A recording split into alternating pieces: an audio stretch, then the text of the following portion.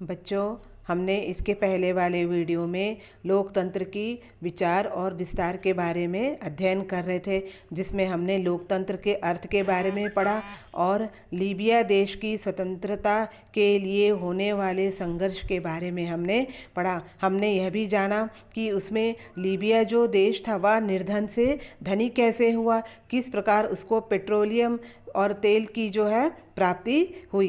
धीरे धीरे वहाँ की जो वो युवा पीढ़ी जो है वो एक स्वतंत्र लोकतंत्र के लिए संघर्ष क्यों करने लगी, क्योंकि उस समय जो राजा था वह इदरीस था और वह निरंकुश होने के कारण वहाँ की जो प्रजा थी उनसे संतुष्ट नहीं थी। अब उस शासन व्यवस्था को आगे जो है वो सैनिक शासन ने अपने अधीन में ले लिया, जो कि उस समय के जो सैनिक शासक थे कर्नल मुअम्मर गद्दाफी। यह जो चित्र में मैं आपको दिखा रही हूँ ये लीबिया के सैनिक शासक थे और इन्होंने वहाँ की कार्यभार को संभाला। और किस प्रकार कर्नल मुअम्मर गद्दाफी ने अपने सैनिक शासन व्यवस्था के द्वारा उन्होंने लीबिया पर शासन किया, इसको अभी हम इस वीडियो में अध्ययन करेंगे। तो कर्नल मुअम्मर गद्दाफी द्वारा सैनिक तख्तापलट, किस प्रकार इसने अपना शासन किया।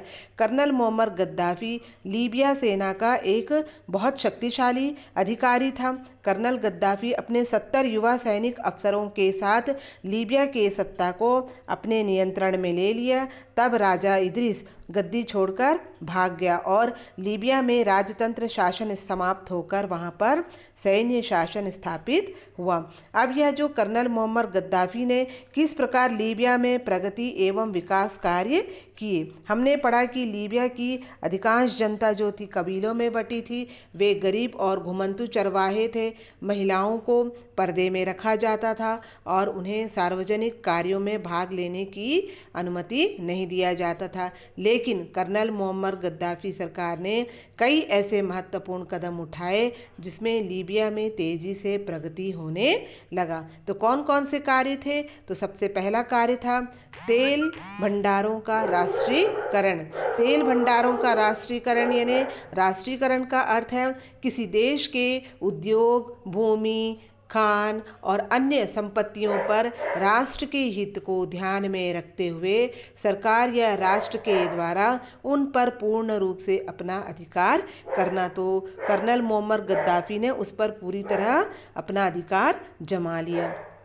दूसरा, उस पेट्रोलियम से होने वाली आय से जनता के हित में उसने अनेक कार्यक्रम को चलाए।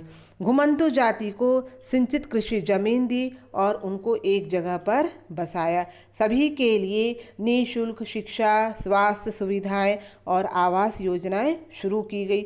महिलाओं एवं पुरुषों के लिए सैनिक शिक्षा को अनिवार्य कर दिया। महिलाओं को पुरुषों के समान अधिकार दिलाया।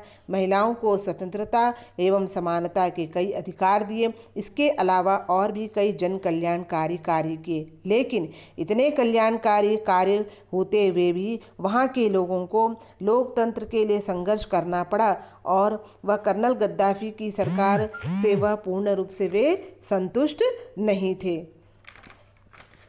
इस प्रकार वे कर्नल गद्दाफी के विरोध को भी वह सहन नहीं कर पाता था। इसके कारण भी वे वहाँ की जो सैन्य शासन है वह उससे वो संतुष्ट नहीं थे। वह क्योंकि कर्नल गद्दाफी जो थे विरोधियों को बंदी बनाकर मौत के घाट उतारने और उन पर अत्याचार करने के लिए क्रूर तरीके अपनाता था। इस प्रकार आर्थिक प्रकार से अनेक संघर्षों के बाद लीबिया में सन 2012 में एक स्वतंत्र लोकतंत्र की स्थापना हुई। अगली वाले वीडियो में हम म्यांमार देश के बारे में हम पढ़ेंगे।